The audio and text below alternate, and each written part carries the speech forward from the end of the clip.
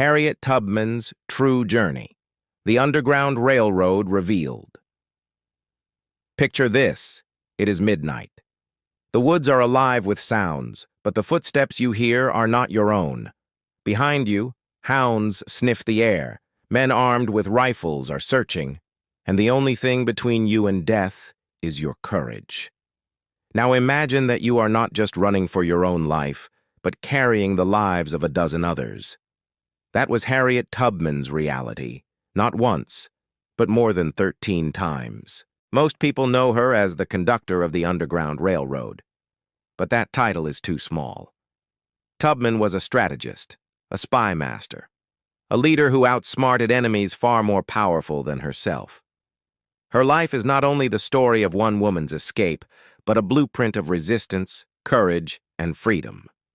Today, we reveal the true journey of Harriet Tubman, the woman they called Moses, and the secret war she waged against slavery. To understand Tubman's strength, we must first understand the chains she was born into. Harriet Tubman, born Araminta Minty Ross in 1822, entered a world where human beings were treated as property. She was one of 11 children. As a child, she was hired out to other households, forced to care for babies, trap muskrats in icy rivers, and carry loads beyond her small frame. One day, while trying to protect another slave, she was struck in the head by a 2-pound weight thrown by an overseer. The injury left her with lifelong seizures, blinding headaches, and sudden visions. In those visions, she saw freedom. She saw hope.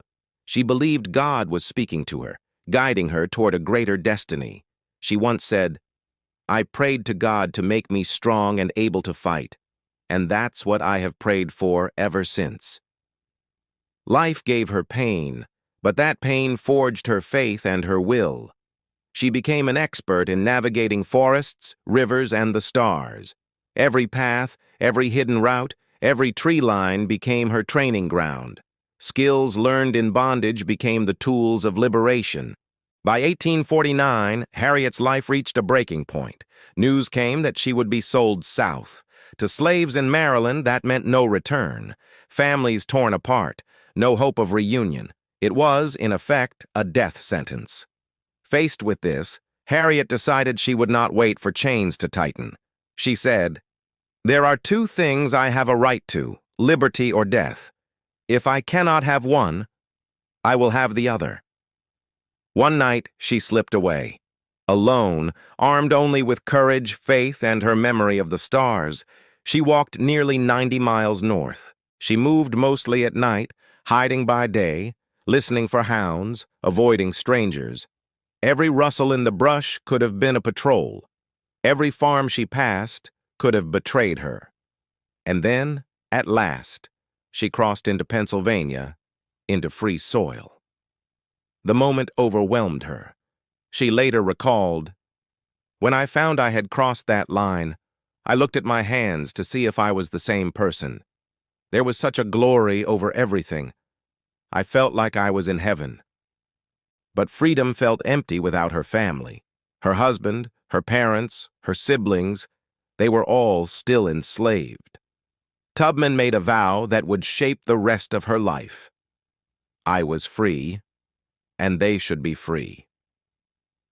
Harriet Tubman's escape was just the beginning. Soon she became part of a network that would define American resistance, the Underground Railroad. It was not a real railroad. It was a hidden system of safe houses, guides, and routes, run by abolitionists, Quakers, free blacks, and escaped slaves.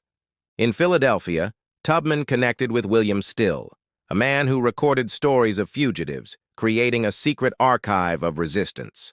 She worked with Thomas Garrett, a Quaker who risked his fortune and freedom to shelter escapees.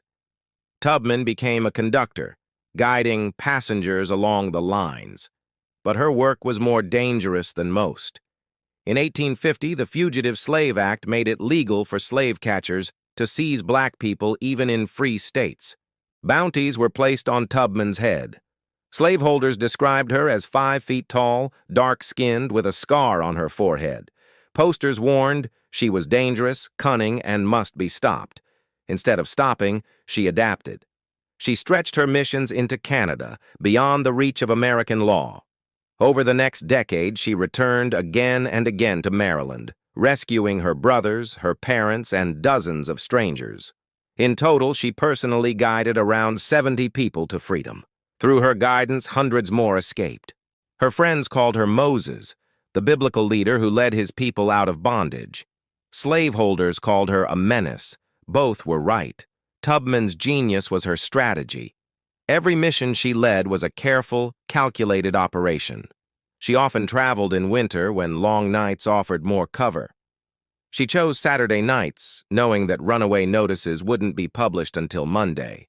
She used disguises, an old woman shuffling with a cane, a man walking briskly, a washerwoman carrying laundry. Observers said she could change her face so completely that even people who knew her walked past without recognition. Music became her code.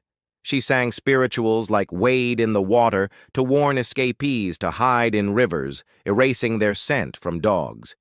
She used the hoot of an owl as a signal in the woods, and she carried a pistol. It was not only for defense against hunters, but also for those in her group who faltered. She knew hesitation could doom them all.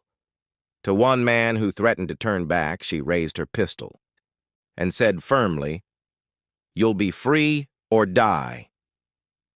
No one ever turned back again. In her own words, "I was conductor of the Underground Railroad for 8 years, and I can say what most conductors can't say. I never ran my train off the track, and I never lost a passenger." Her missions earned her respect and fear in equal measure. She brought her parents north, rescued her brothers, and freed strangers who became family. She was Moses. But her war did not end with the railroad. When the Civil War erupted, Harriet Tubman saw her chance to strike slavery at its root. She offered her services to the Union. At first, she worked as a nurse, tending to wounded soldiers and sick refugees. But soon, her true talents came to light. She became a scout and a spy. She organized networks of informants, mapping rivers, plantations, and enemy movements. Her intelligence proved invaluable. Her most famous mission came in June 1863, the Combahee River Raid. Tubman personally guided Union gunboats through waters laced with Confederate mines. The raid destroyed plantations, crippled supplies, and most importantly, freed over 750 enslaved people in one night. It was one of the largest mass liberations of the war, and Harriet Tubman, a former slave, was at its center. She had gone from fugitive to military leader. Even after the war, Tubman's fight continued. She became an advocate for women's suffrage, speaking alongside Susan B. Anthony and other leaders. She argued that her service in war proved women's right to equality. If women could endure slavery, risk their lives, and fight for freedom, then they had earned the right to vote. Despite her service, she lived much of her life in poverty.